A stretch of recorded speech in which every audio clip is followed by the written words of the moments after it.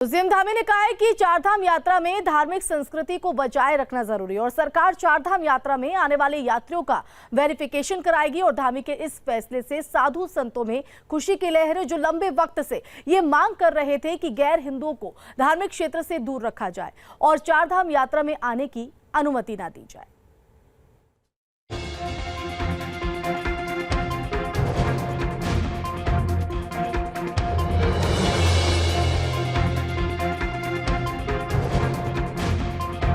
शोभा यात्रा में हुए पथराव और टकराव के बाद उत्तराखंड में तेजी से ये मांग उठी है कि चारधाम यात्रा से गैर हिंदुओं को दूर रखा जाए, धार्मिक क्षेत्र में गैर हिंदुओं का प्रवेश वर्जित हो। लेकिन इस मुद्दे पर संभल कर बोलते हुए सीएम धामी ने कहा है कि प्रदेश शांत रहा है और सुरक्षा बनाए रखने के लिए ठोस रणनीति बनाई जाएगी। प्रदेश की धार्मिक संस्कृति को बचाने के लिए हर संभव प्रयास किए जाएंगे। इसके लिए यात्रियों का वेरिफिकेशन भी कराया जाएगा। हमारा प्रदेश शांत रहना चाहिए, हमारे प्रदेश की धर्म संस्कृति बची रहनी चाहिए। उसको लेकर सरकार अपने स्तर से भी इस पर ड्राइव चलाएगी और हम कोशिश करेंगे कि जिन लोगों के यहाँ पर ठीक प्रकार से वेरिफिकेशन नहीं है, उनके भी वेरिफिकेशन हो।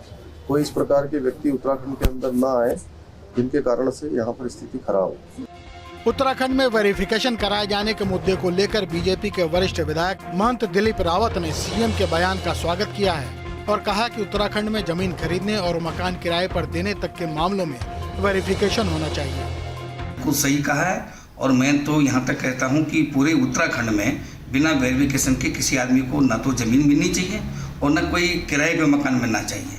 और जब तक, क्योंकि उत्तर प्रदेश से बहुत सारे असामाजिक तत्व एक धर्मांधता के अधीन होकर वो यहाँ पर सांप्रदायिकता फैलाना चाहते हैं और उन पर प्रतिबंध लगाने के लिए ये जरूरी है। वेरिफिकेशन पर सीएम का बयान को लेकर साधु संतों में भी उत्साह है और वो इस कदम की सराहना कर रहे हैं। माननीय मुख्यमंत्री पुष्कर सिंह धामी ने शंकराचार्य परिषद और काली सेना की तरफ से जो पत्र लिखा गया था चारधाम यात्रा के दौरान गैर हिंदुओं के प्रवेश के रोक पर, उसका संज्ञान लिया है, कड़ाई से संज्ञान लिया है और कहा है कि सभी का वेरिफिकेशन अनिवार्य होगा और कोई भी गैर हिंदू चारधाम यात्रा में प्रवेश नहीं कर पाएगा, कोई भी प्रसाद की दुकान नहीं लगा पाएगा। ये बहुत ही स्वागत योग्य कदम है।